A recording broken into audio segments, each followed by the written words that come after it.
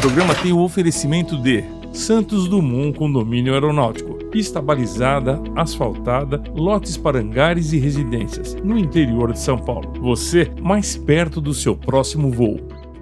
No Porta de Hangar tomamos o café Sete Senhoras, um café com blend especial, em grãos, pó, cápsula ou embalagem especial para a sua empresa. A Black Hawk Aerospace é uma empresa especialista na melhoria do desempenho de aeronaves, aumentando as capacidades de voo para níveis incomparáveis, com valores competitivos se comparado à compra de um novo. Melhoramos o desempenho de aviões como King Air, Pilatus e Caravan. Saiba mais em blackhawk.aero.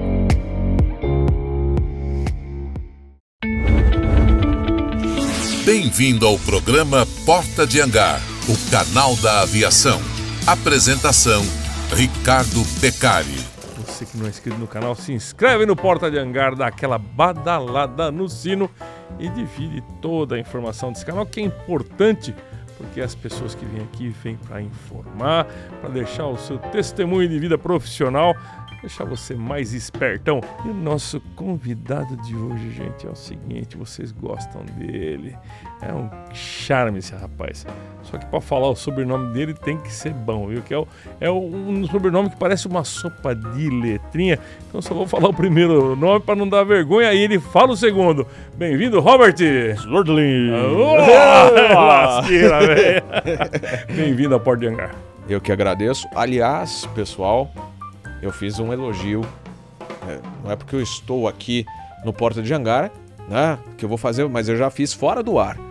Que estúdio magnífico e parabéns pelo seu modo de fazer entrevista, que é bem legal. O modo operante que o pessoal fala, né? Isso aí, seu Robert.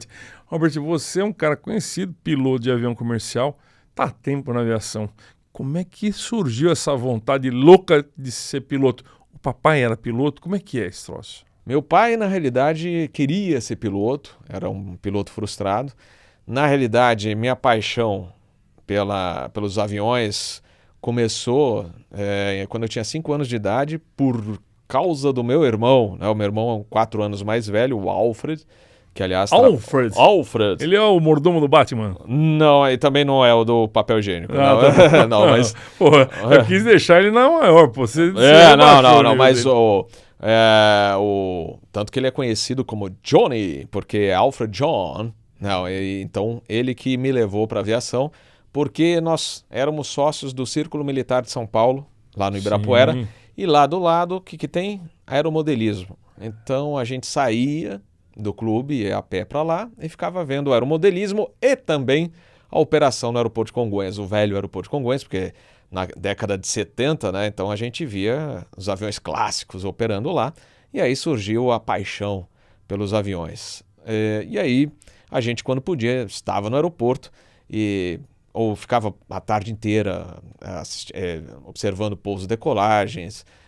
Chegou uma época que meu pai deixava a gente pela manhã no aeroporto de Congonhas e ia buscar a gente no final da tarde, né? Então, ou à noite mesmo.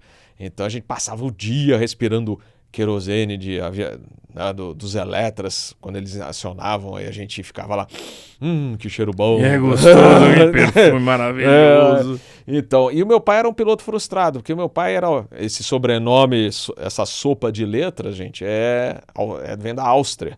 Meu pai nasceu em Viena, na Áustria, e se naturalizou nos Estados Unidos, por isso que ficou essa mistura toda, Robert Swerdling, Alfred Swerdling, né, que na realidade era o nome também do meu pai. A diferença do nome do meu irmão para o meu pai é que ele tem o John, né? E o meu irmão trabalha na aviação, na parte de terra, na área administrativa, e o nome de guerra dele lá, como ele é conhecido, ficou Johnny, desde a época da VASP. Então é Johnny para cá, Johnny para lá.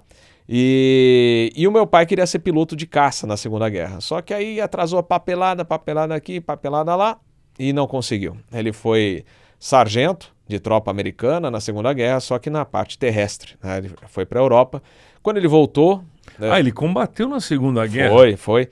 E quando ele voltou da Europa, o governo norte-americano deu de prêmio para todo mundo lá a universidade. Ele fez a Universidade de Columbia, em Nova York, se especializou em auditoria, e aí mudou para a Califórnia, foi trabalhar de auditor para Arthur Young, que hoje é Ernst Young, né? E um dos clientes dele, Lockheed. Então, ele toda hora... Você tinha que ser piloto mesmo, não tem jeito, né? E aí ele sempre trabalhando com aviação, sabia número de série de avião, então era um piloto frustrado mesmo, não deu certo mesmo.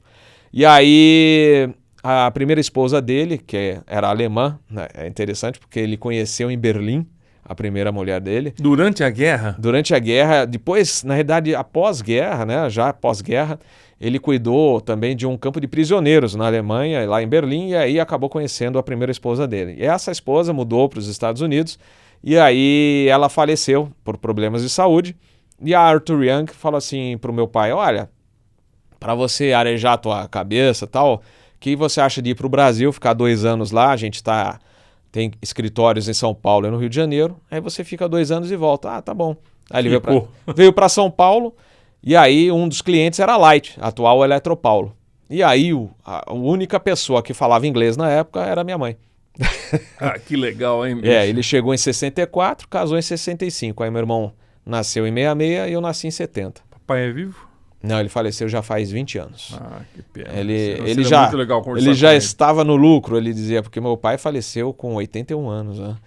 Então, aproveitou bem. Teria 101 hoje, 101 uns quebradinhos. E seria muito difícil ele tá conosco hoje. Mas é isso, quer dizer, para você tirar o seu brevet não foi muito simples também, né? Porque você teve que bancar uma parte desse brevet ou ele ajudou?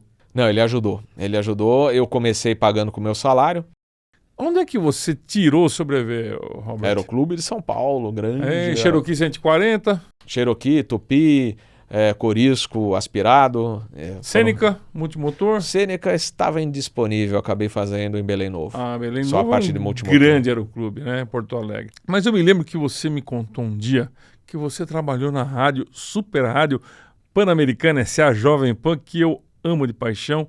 E você trabalhou como repórter lá. Conta essa história para o pessoal saber um pouco disso aí. Bom, aí você pode perguntar também, Beca, por que você gostava de avião e não se tornou piloto logo de cara? Então, eu uso óculos, né?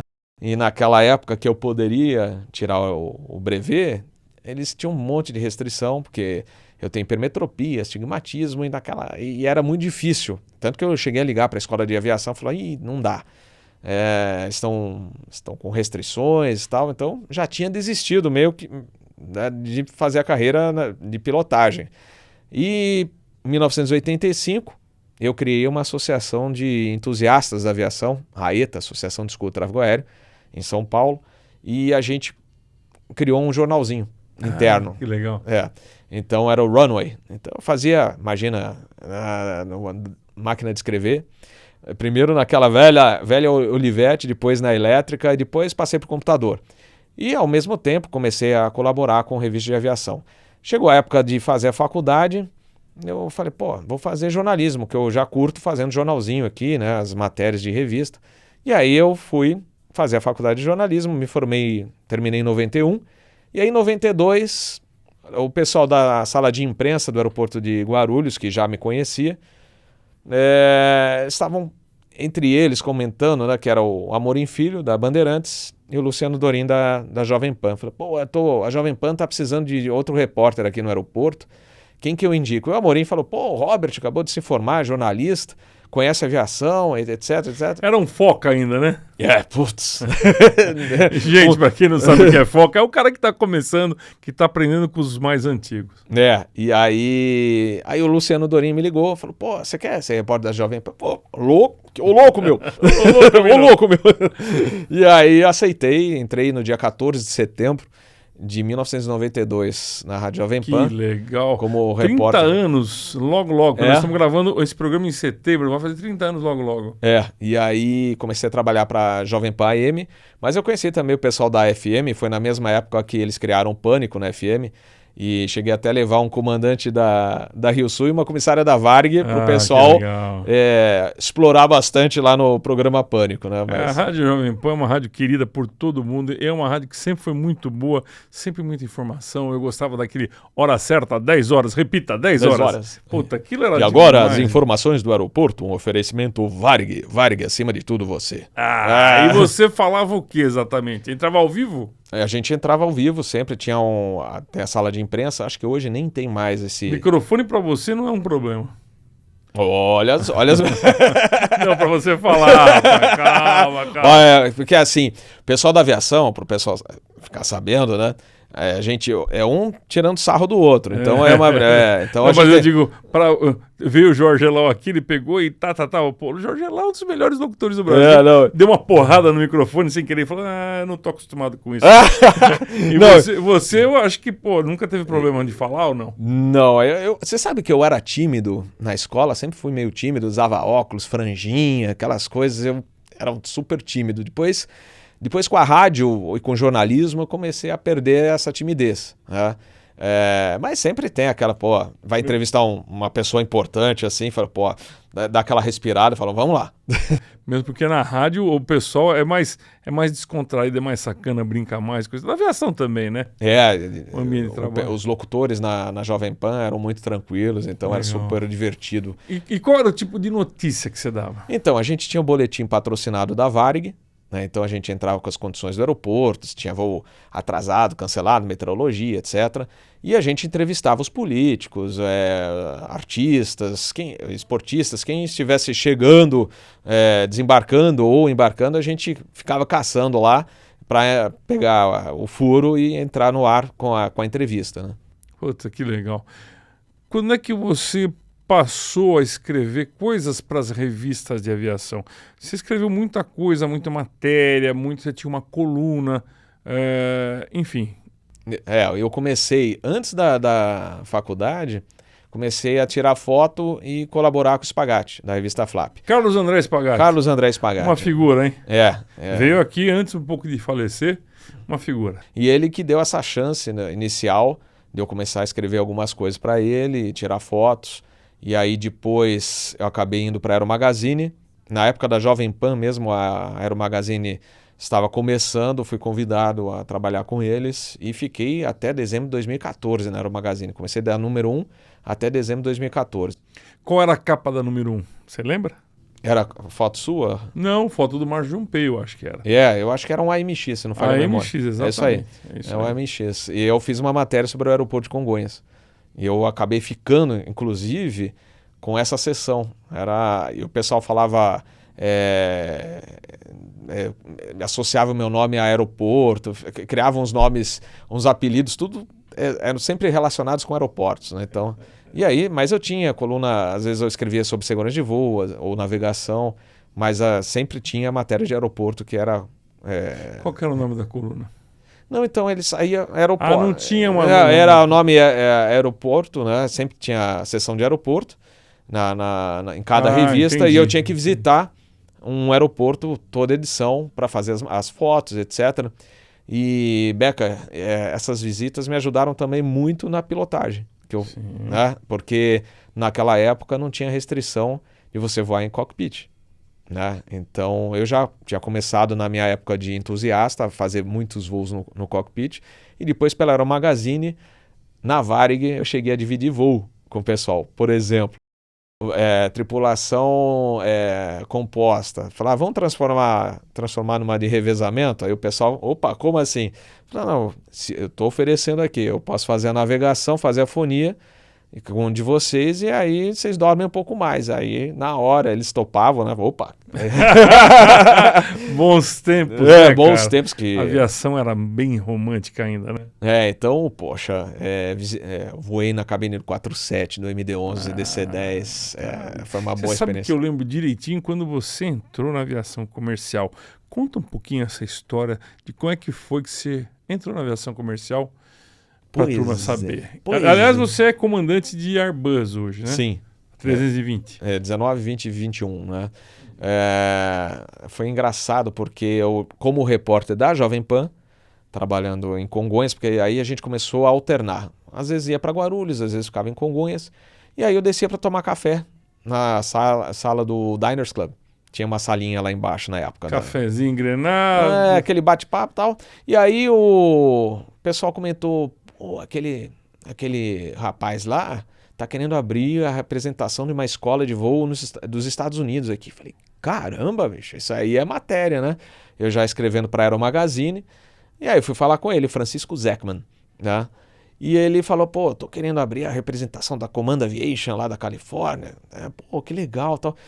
A propósito, lá nos Estados Unidos eu posso ser piloto? Porque aqui cheio de restrição com vista e tal. Eu falei assim, ó, por que você não vai lá fazer uma reportagem na escola e faz o exame médico lá? Boa ideia. Peguei minhas férias na rádio, peguei uma cortesia da VASP e fui para lá. E aí... MD-11, né? E aí fui na tal escola, perguntei lá, e aqui, eu posso ser piloto? Porque como meu pai era americano, eu tenho cidadania americana. Falei, vai lá na clínica que a FAA usa aqui e faz o exame. Fiz o exame em 3 horas. Beca, acho que você lembra dos alguns anos atrás. Nossa. Eram, acho que 3 dias, né? Era um sufoco, né? Tinha que fazer xixi todo mundo. Junto, raio. Como dizer? O exame de cabeça, coração. Pois é, eu fiz o exame de primeira classe. Inclusive, eles falam, como você vai fazer exame de primeira classe para ser linha aérea se você não tem nem hora de voo com piloto privado? Eu falei, não, eu quero saber se eu posso chegar à linha aérea aqui. Não, então tudo bem, a gente vai fazer de primeira classe para você. Em 3 horas, estava com a carteira na mão. Perguntas, né? Eles não fazem exame, né? Não, fizeram 2, 3 coisas lá. O médico ficou batendo papo comigo, perguntando no Brasil onde é que é melhor ir, se é bom o carnaval, se é bom ir não sei onde. Pra ver se você não é louco também. Né? Esse negócio. Ele pergunta também se você está enxergando bem, se você se sente bem, um monte de coisa, não é isso? Não, é super tranquilo, né? O exame deles é super tranquilo. E aí, voltei pro Brasil, eu falei, caramba, eu vou ter que mudar para os Estados Unidos. Nos Estados Unidos eu posso voar. Nesse meio tempo, tomando outro cafezinho lá em Guarulhos. Esse cafezinho rendeu, hein, bicho? Comandante Rogato da Varig. Ele batendo papo comigo. Hoje ele tá na Laranjinha. Ele falou assim, Robert, por que você não arrisca aí no ASP? Parece que eles mudaram as coisas por lá. De exame médico. Eu falei, será? Arrisca, vai dar um pulo lá e... Não deu certo aqui. O exame médico você já tem, né? Assim, não deu certo aqui, vai para lá, para os Estados Unidos, mas de repente dá certo aqui. Tá bom. Vou arriscar. Inclusive, lembro o meu amigo Décio Correia, falou assim, vou lá dar um alô para a dona Quitéria e a gente vê como é que tá o clima lá. E aí fomos lá, fiz o exame e passei. Falei, caramba, passei. E agora? Agora tem que pensar se eu faço o curso nos Estados Unidos ou se eu vou fazer aqui. Só que aí um colega meu que hoje voa na executiva, ele tinha feito todas as horas de voo lá nos Estados Unidos e estava com uma dificuldade imensa de fazer o recheque dele no Brasil, de aceitarem as horas. Eles não aceitavam, tinha que ser só o recheque. Era bem complicado para o cara que tinha feito lá, de repente voar aqui. Né? No fim ele conseguiu, hoje está voando aqui no Brasil. Mas eu falei, putz, eu acho que eu vou acabar fazendo aqui. Né? Aí comecei a fazer. Aí como eu trabalhava na Jovem Pan, eu estava na Aero Magazine, pegava aquele dinheiro para fazer as horas de voo. Para pagar as horas de voo. Aí meu pai também vendo assim, poxa... O cara vai ser piloto mesmo. E outra coisa, tá meio devagar com essas horas de voo. Vou dar uma turbinada, porque senão ele não... Né, vai terminar daqui quantos anos. E ele deu uma ajuda... sensacional aí para eu terminar e tirar as carteiras. Se não fosse ele, não ia conseguir, não. Que coisa legal, hein? Como é que você acha que está agora, Robert, a situação de quem está começando? Como é que você acha que está a ANAC? Como é que você acha que está esse mercado? Dá um resumo geral do que você pensa com relação ao seu tempo hoje. Como é que está isso aí? Olha, eu diria que 2 anos atrás eu não sabia nem o que ia acontecer com a gente, né? Que a gente voa na linha aérea, de repente parou tudo, falei, será que vai ter aviação? Eu fiquei 5 meses que eu fiz só 4 voos, né? Durante 5 meses, 4 etapas, não era nem jornada, eram 4 etapas para a gente não perder a recência. Então eu falei, será que vai sair alguma coisa depois? Teve cara que fez toque arremetido em Congonhas. Tão vazio que tava. Não tinha nada, né? De monomotor. Eu fiquei em casa e falei, caramba, será que vai ser da aviação, da gente, né? E eu tenho ainda curso de jornalismo, de repente podia fazer alguma outra coisa. Aliás, né, depois, rapidamente, quando as pessoas perguntam, você acha que vale fazer ciências aeronáuticas? Eu gostaria de ter feito, na minha época não tinha ciências aeronáuticas, mas eu sempre sugiro, faça outra faculdade também. Não fique só preso à área da aviação, porque se a aviação tiver algum problema de parte econômica de um país, a primeira a parar é a aviação. Então, faça outra coisa para você não ficar preso só nessa área e de repente ficar sem emprego ou ter uma possibilidade de conseguir outro emprego. Mas voltando ao panorama, você vê, a Latam essa semana estava chamando copilotos de fora, né? A candidatos a copiloto, uma seleção externa, que fazia tempo que não tinha, né? Não acontecia desde a época do início da pandemia. A Azul está chamando direto, a Gol ainda não, né? A Gol está numa situação mais assim, que eles estão ainda vendo, né, como é que vai ficar o panorama. Mas, de qualquer maneira, você observa no mundo, as empresas aéreas estão começando a retomar... A reagir. Então, eu diria que o mercado vai ter, até... Porque o pessoal fala muito, não vai ter mais piloto, é só avião automático. Não é bem assim. Né? Até chegar lá vai levar um tempo. Vai demorar mais uns 100 Então, anos, o emprego vai ter. O que está difícil, Beca, e sempre foi, é o preço da hora de voo tá muito, cara. Você dispara do combustível no mundo, não é só aqui no Brasil, no mundo fica mais complicado ainda, né? A solução está no avião elétrico. Ainda não tem para instrução, mas está chegando. Acho que mais uns 2 anos, talvez, você vai ter frotas de aviões elétricos. Isso aí vai baratear pra caramba. Impossível para uma pessoa, não existe essa palavra. Porque, por exemplo, eu sempre menciono um amigo Itaberaí, né? O cara fez de tudo, ele era da manutenção da Transbrasil, vendeu o carro, fez rifa, primeiro ele fez a rifa do carro dele, não foi sorteado por acaso, aí ele vendeu, então não só pegou o dinheiro da rifa, vendeu o carro, fez um esforço enorme, como diria Rolim, comandante Rolim, fez um esforço hercúleo para conseguir fazer as horas de voo dele.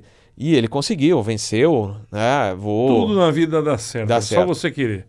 Esses dias aí um inscrito do canal falou, eu não posso ser piloto porque nasci pobre, que não sei o quê. Aí eu lembro o astronauta Marcos Pontes, que aliás eu assisti uma palestra dele esses dias na Azagol.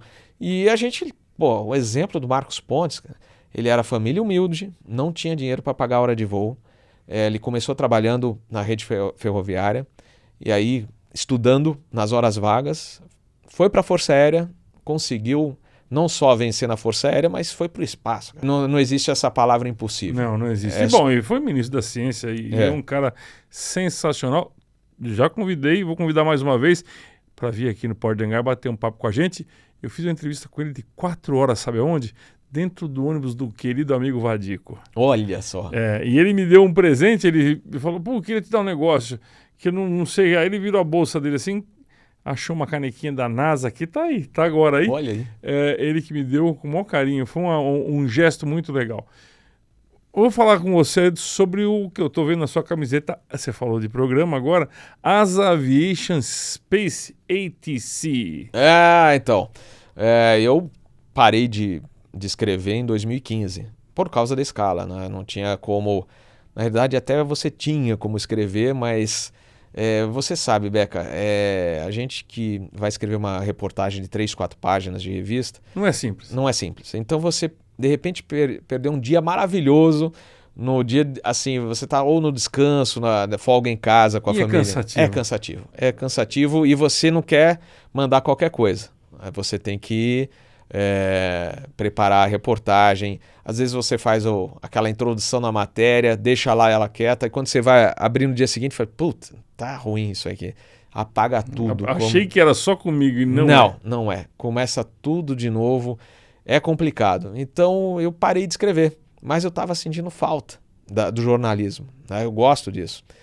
E aí, em 2018, eu comecei a assistir alguns episódios de aviação no YouTube e falei, caramba, o YouTube acho que dá para fazer, porque vou fazer live, né? Muitas coisas vão ser lives, então eu vou estar no hotel, posso fazer do hotel, amanhã mesmo estarei em Fortaleza e vou fazer uma live de Fortaleza, outra semana acho que vou estar em Curitiba, não lembro agora qual a cidade que eu vou estar, e já programei outra live do hotel. Tem que ter boa internet, né, Beccari? Senão não funciona. Não dá. E aí, falei, pô, vou criar esse canal. Eu queria criar, o nome do canal seria Cafezinho de Aeroporto, né? Porque Cafezinho de Aeroporto é um local que sempre tem piloto batendo AFA. AFA rolando para tudo quanto é lado. Só que aí eu fui pesquisar, já tinha um cafezinho de aeroporto que não tem nada a ver com aviação. É um estudante que acho que está lá no Canadá que criou um canal. Mas asa é interessante, pessoal. Deixa eu só deixar claro uma coisa. Para quem é mais novinho, AFA, Associação dos Fofoqueiros do Aeroporto. Então a AFA é uma coisa antiga no aeroporto. Muita gente, quando você vê rodinha de piloto, está contando mentira ou vantagem. Não, brincadeira, obviamente. É verdade. Nossa, a AFA, então, é uma coisa. Já é uma. Algo tradicional, né? É mais ou menos a história do Porta de Hangar. Eu coloquei Porta de Hangar porque a coisa mais gostosa que tem no interior é você sentar à beira da porta do hangar para secar o pouso do amigo, para bater papo, para contar mentira. É verdade, verdade. Desculpe te cortar. Não. E aí eu comecei a pensar, que nome que eu dou para esse canal agora? E aí eu pensei também no futuro. Pô, se um dia, quem sabe eu vou para os Estados Unidos ou começo a fazer alguma programação em inglês, tinha que ser algo que sirva tanto para brasileiro quanto para estrangeiro entender, né? Então eu falei, pô, asa. Podia ser asa, né? Mas asa do quê, né? Aí tem que ser alguma coisa em inglês. Aí asa, aviation, space, né? Espaço, ATC, de controle de tráfego aéreo. Pronto, tá aí. Vou fazer asa, aviation, space and ATC, que foi criado o nome. Muito legal. Aliás, pessoal, vale ressaltar que quando eu criei o canal, você também estava criando o seu. Exatamente. Porta de Hangar foi em 2018. Outubro de 2018. O nosso começou no dia 19 de julho. Quais são os assuntos que você fala no seu programa Asa? Então, no canal Asa a gente ficou praticamente com 3 sessões de lives, tá? Que é o Asa News, que são as notícias da aviação, as principais notícias da aviação, o Fly Safe, que é a segurança de voo, e o Cafezinho de Aeroporto, que é justamente um bate-papo mais descontraído. Além disso, a gente costuma fazer algumas reportagens nos cockpits, né? Eu viajando como tripulante extra.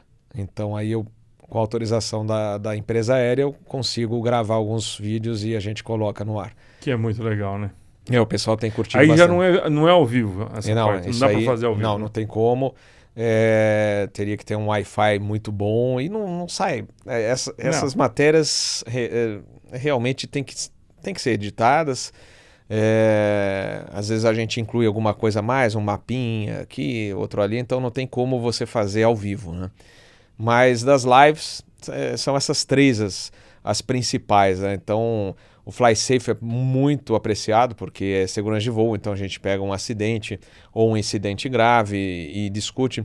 E uma coisa que eu não faço no canal Asa é falar sozinho sobre um assunto.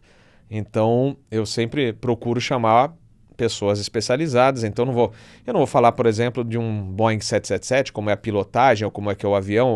Não é o avião que você voa? Não é o avião que eu vou. Então eu chamo um comandante de 777, né? Então, vou falar do acidente da Air France. Então a gente chamou a pessoa que fez a investigação pelo CENIPA. Então a gente não sai, né, chutando coisa ou falar, vou falar, eu acho que é isso. Então a gente procura reunir a turma que é da área, né, para a gente não falar besteira. Isso é importantíssimo.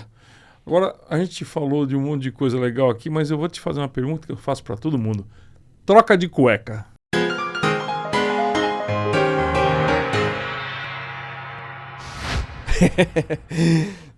Emergências a gente treina muito no simulador, mas eu já tive a minha real grande, que foi a gente decolou de Fortaleza com o Airbus A321, explodiu o motor. Explodiu o motor? Poucos minutos após decolagem. A gente tinha decolar na época, a gente decolava Conf 2 na configuração de flap, hoje a gente decola mais Conf 1, porque é toda a parte de economia, de combustível, melhora o desempenho, segmento, então tudo tem a ver com isso. Então naquela época a gente decolava Conf 2, então recolheu o trem de pouso, e aí em seguida ficou uma vibração esquisita na frente, porque às vezes a gente pega o avião, que quando você recolhe o trem de pouso, a roda dianteira às vezes não está 100%, ela dá uma vibração até parar. Então eu até comentei com o Postal, que era era o copiloto que estava voando comigo e falou assim, pô, essa roda tá esquisita, vamos reportar lá para Guarulhos quando a gente chegar. Era Fortaleza, Guarulhos o voo. Só que aí a gente foi subindo e o negócio lá continuando. Barulho. Eu falei, pô, tá esquisito isso aí. E a vibração aumentando. Falei, ih, caramba, que tá acontecendo aqui? Aí eu bati o olho nos parâmetros dos motores, nada de muito anormal, 1,5, 2 e tal. E aí a gente curvou à direita, executando o perfil de saída. E aí e a vibração aumentando, eu falei pro postal, cara, não vai dar para ir para Guarulhos. Tá aumentando essa vibração aqui. Vibração não é bom negócio em avião, e né? eu fiquei preocupado, será que é alguma coisa de flight controls, né, de controle de voo? Qualquer coisa, se der qualquer problema maior, a gente procura voltar para a cabeceira mais próxima, que no caso seria 31. Né? Se o negócio piorasse e ficasse ruim de voar. E aí, nisso, chamou a chefe dos comissários, chamou em emergência. Comandante, tá vibrando o avião. Eu falei assim, aqui na frente, no avião inteiro. A gente já vai pedir para retornar agora, né? E aí quando a gente foi pedir, de repente, aquela vibração aumentou assim muito, em questão de 1 para 2 segundos. E aí, pum, aquela explosão. O avião deu aquela sacudida para a esquerda e direita, apagou um pouco o painel, porque tem um transiente, né? Você perde o gerador daquele motor. É a visão do inferno, né? Tava instrumento ou não? Não, tava visual, tava durante o dia. E É a parte boa, né? É a parte boa. E aí a gente já tinha brifado isso antes da decolagem, falou, qualquer problema a gente volta com curva à esquerda, porque para a direita tem os morros, né? Serra da Aratanha, aquelas coisas. A gente volta para a esquerda e vem pelo litoral e depois gira a base para pousar. Isso a gente já tinha brifado antes da decolagem, né? Em situação de emergência, né? Então a gente começou a fazer esse procedimento. Já virou para a esquerda, já falou para o controle, a gente perdeu o motor. E aí é interessante que é aquela sensação, bom, agora não é simulador. Agora tem que dar certo, Agora tem que fazer tem tudo. Que funcionar. Tem que funcionar, porque senão vai todo mundo junto, né? Então o treinamento te dá uma tranquilidade para isso, né? E eu diria um fato interessante. Quando explodiu o motor, que apareceu engine fail, eu falei, pô, agora estou mais tranquilo. É motor, não é o que faz. Não é comando, é verdade. Não é tá comando, certo. porque o motor é tranquilo. Agora, vai que você... Né, a gente já viu casos de acidentes aí, problemas... Desmanchar avião. Então... e aí a gente veio para pouso, foram 19 minutos de voo. Tranquilo. Tranquilo, olha, o avião estava 1 tonelada acima do peso máximo de pouso. Mas ele é tão tranquilo de voar que às vezes eu esquecia que estava com o motor só. É mesmo? É. Mas vocês cortaram o motor? Cortamos. Tem que cortar, não tem jeito. Não, O motor e olha... não virava mais. Às vezes o motor pega fogo. Não, ele explodiu. Virando, Ele voou, pra você ter uma ideia, voou palheta lá pegou até no estabilizador do avião, ficou um rasgo lá. A coisa foi violenta. Foi violento, e aí a gente pousou mono, foi tudo tranquilo, aí a gente só livrou a pista lá na última saída, pedi para os bombeiros darem uma olhada, ver se tinha vazamento, não, tá tudo tranquilo, né? Então a gente vai pro Finger. Aí desembarcamos e no dia seguinte fomos pro safety, né? Pro departamento de safety da empresa para fazer a entrevista, mas pouco tempo já estava todo mundo voando. Vocês voltaram de passageiro de Fortaleza? Voltamos de passageiro. O que era?